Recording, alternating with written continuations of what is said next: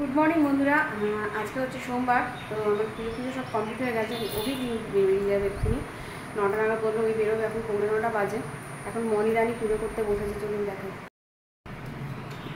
এখানে মলি রানী এখন পুজো করতে বসেছেন। আমার পুজো কমপ্লিট হয়ে গেছে, তো এখন করতে যাবো চাটা করে নিই, তাহলে মলি পুজো হতে হতে আমার চাটা সব কমপ্লিট হয়ে যাবে। আর অভিও তাড়াতাড়ি পুজো আমি ওইকে বললাম তুমি একটু খেয়ে বেরো, টিফিন খেয়ে বেরো।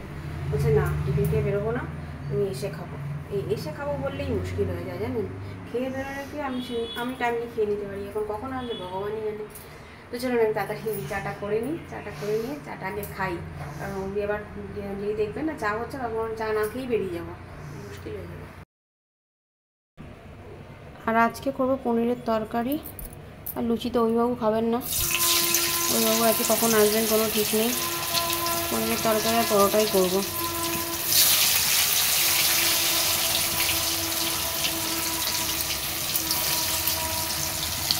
করে নিই আর কালকে অভির আসতে অনেকটাই লেট হয়েছিল, তো আমি আর মলি না খেয়েই বসেছিলাম। তো আমরা শুয়ে পড়েছিলাম, লাস্টে সিনেমা দেখছিলাম একটা।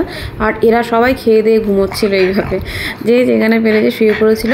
আর অভি এসেছিলো 4:30টার পরে, তারপর ও হাত পা ধুয়ে তারপর আমরা খেলাম। কালকে করেছিলাম খালি পরোটা আর পনিরের তরকারি, আর কিচ্ছু করিনি। আর দেখতেই পাচ্ছেন ঘড়িতে কটা বাজে, এতটাই লেট হয়েছিল কালকে দুপুরের খাওয়ার।